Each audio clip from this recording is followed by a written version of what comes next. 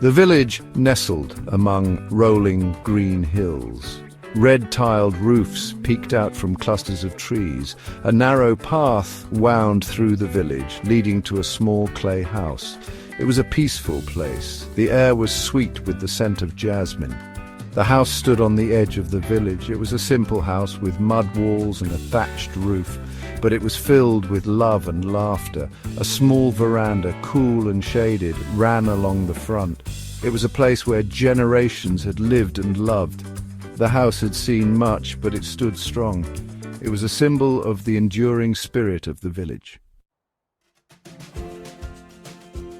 At the edge of the yard stood a magnificent mango tree.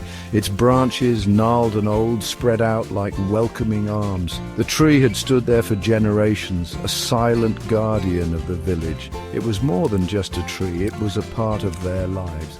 A little girl, her hair in plaits, played under the tree. Her laughter rang out, sweet and innocent. She was a bright spark of life, full of joy and wonder. Her grandfather sat on the veranda watching her. He smiled, his eyes crinkled at the corners. He had spent countless hours under this tree as a boy, as a young man, and now as a grandfather. The tree held his memories, his joys and sorrows. The old mango tree was not well. Its leaves, once a vibrant green, were now dry and brittle. The bark was cracked and peeling.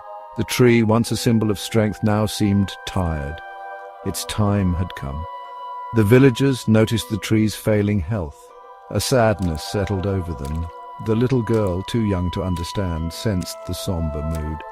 She stopped her play and looked at her grandfather. One day they found a single mango on the tree. It was a miracle.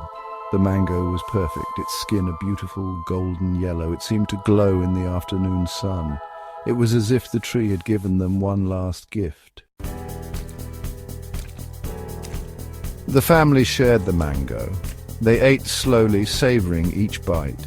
It was the sweetest, most delicious mango they had ever tasted. It was more than just a fruit. It was a memory, a promise. The grandfather carefully saved the seed. He cleaned it and dried it. Then, with the little girl by his side, he planted it in the earth. They watered it and cared for it. They knew that it would be many years before it bore fruit. A new sapling grew. It stood tall and proud beside the old tree. The old tree might be gone one day, but its legacy would live on. The cycle would continue.